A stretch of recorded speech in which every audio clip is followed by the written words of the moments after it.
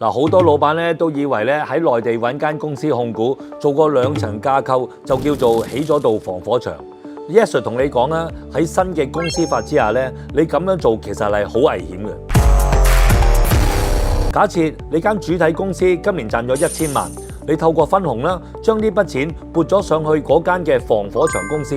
雖然話公司之間嘅分紅唔使交稅，亦都唔使開發票，但係問題就係喺呢一度啦。嗱，呢個時候咧，你間防火牆公司個戶口有呢1000萬，加埋你嗰50萬嘅註冊資本，總資產就係1050萬。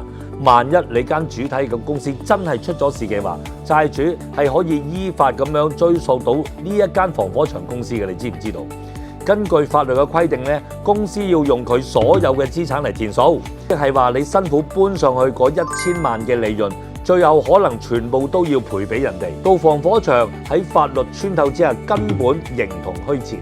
咁樣點樣先至可以做到真正嘅財富保存呢？答案係一定要起3層架構。你要喺防火牆嘅公司上面加多1層家族嘅公司。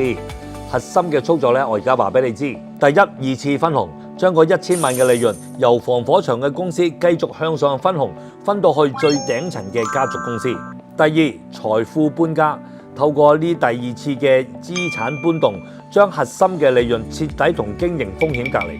第三，規避風險，當底層嘅主體公司出咗事，中間嗰間防火牆公司個戶口已經冇晒錢啦，大不了申請破產啫。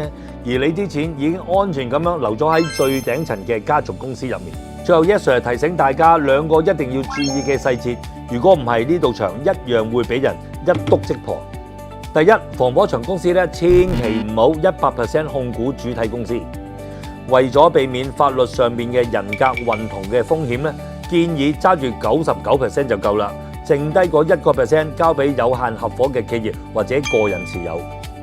第二，防火牆嘅公司嘅註冊資本一定要搞掂實繳。如果你連註冊資本都未出齊嘅話，到時法律追究起上嚟，股東依然會喺認繳範圍之內負連帶賠償嘅責任。想知更多關於國內嘅企業架構同埋資產保護嘅深度知識，記得關注我係 Yes Sir。